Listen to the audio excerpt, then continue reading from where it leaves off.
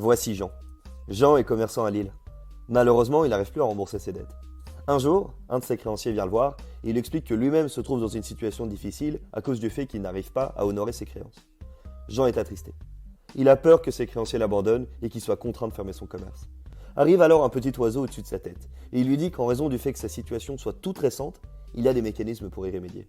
Il lui chuchote alors les mots suivants. La conciliation est une procédure ouverte à toutes les entreprises qui rencontrent des difficultés financières, juridiques ou économiques qui ne parviennent plus à payer leurs dettes depuis une courte période. Oui, mais je ne veux pas qu'on sache. Ne t'inquiète pas, personne ne sera au courant des difficultés du magasin.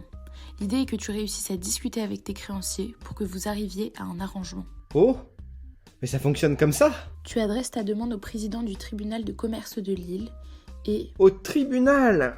Mais je ne veux pas que le juge s'en mêle, moi. Ne t'en fais pas, il n'intervient que très peu.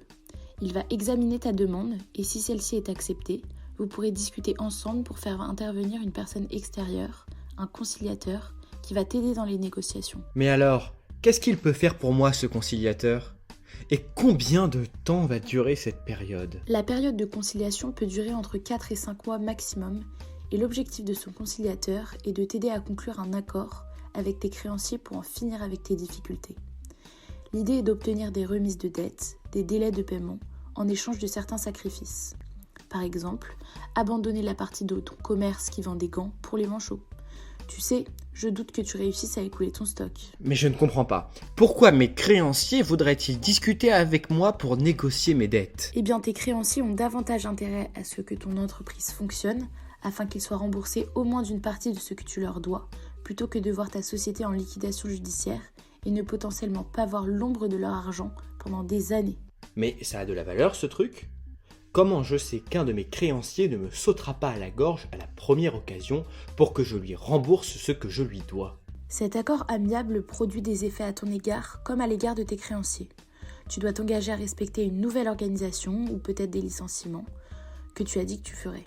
Dans un autre sens, tes créanciers ne te demanderont pas de leur rembourser ce que tu leur dois aujourd'hui. Et t'es vraiment sûr que tout ça est bien confidentiel, hein?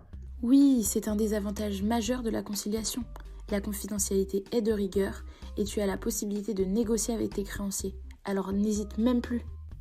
Pour plus d'informations, nous vous invitons à visiter le site www.entreprise.cci-paris-idf.fr. Created using Powtoon.